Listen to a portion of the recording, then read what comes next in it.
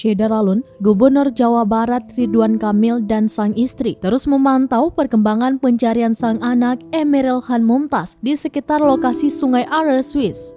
Atalia, ibunda Eril pun tak pernah lepas memegang tasbih saat mendampingi suami di TKP.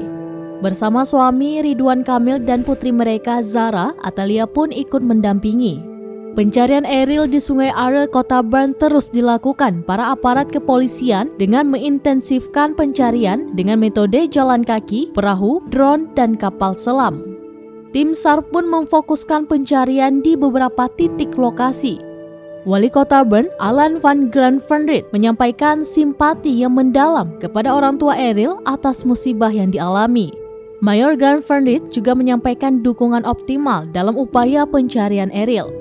Selama menelusuri Sungai Are, wajah Atalia tampak sudah lebih tenang. Dalam foto yang beredar, Atalia tampak serius mendengarkan obrolan suaminya dan wali kota Bern demi menemukan Eril secepatnya.